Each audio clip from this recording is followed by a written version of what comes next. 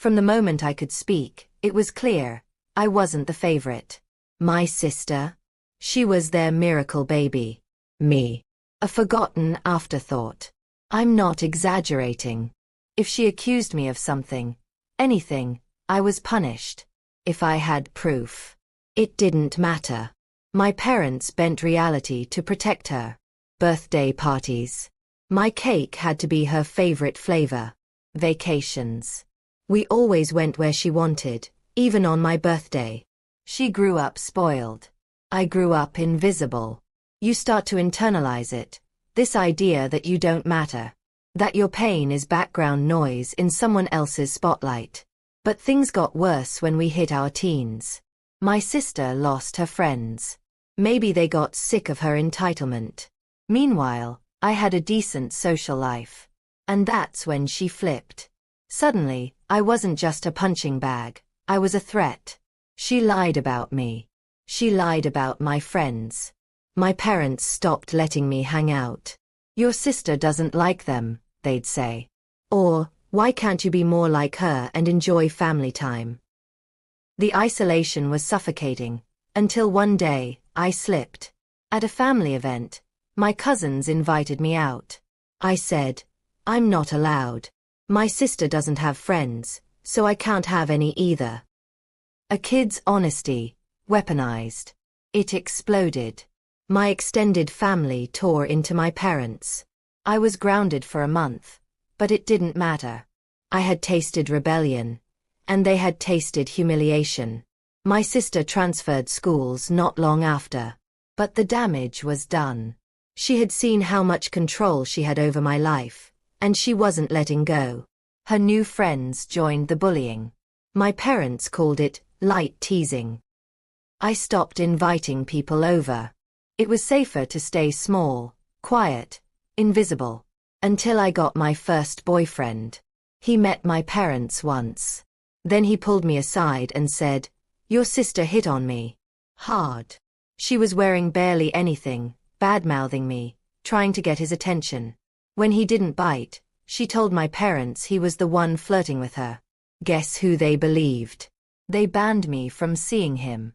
The relationship died a slow death. Same thing happened with the next guy. Same accusation. Same result.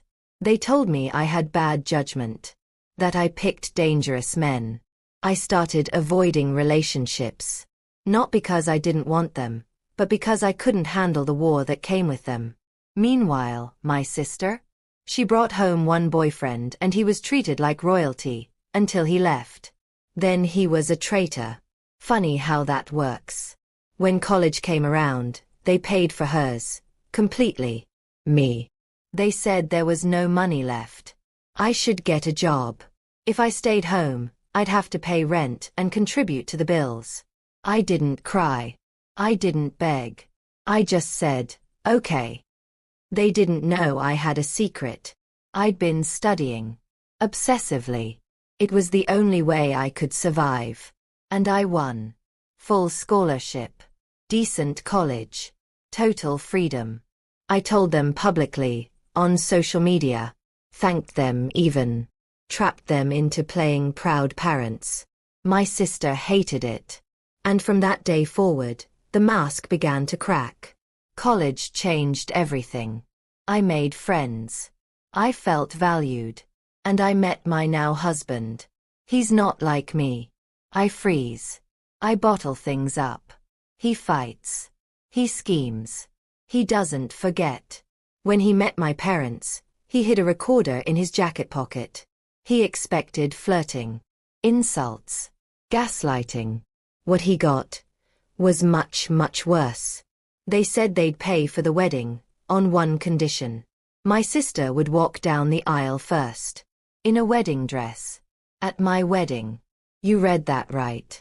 They said it was only fair, since I was the younger sibling. They wanted her to feel the experience. My husband didn't rage. He smiled.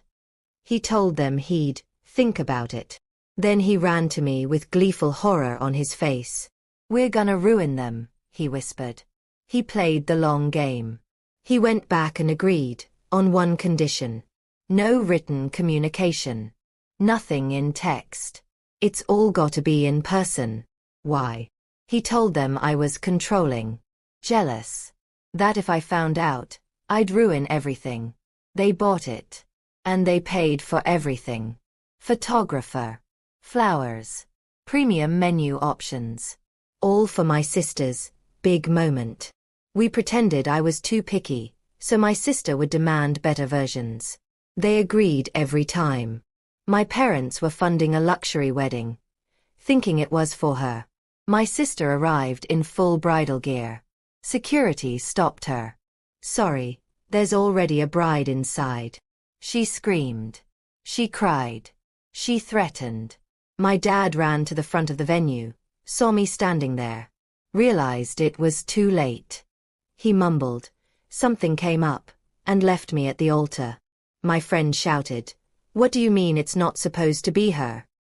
The guests murmured. The whispers grew louder. My father was gone. My mother vanished. But my husband's dad walked me down the aisle. Proud. Protective. We got married. They didn't ruin it. They couldn't. Outside, my parents and sister were being torn apart.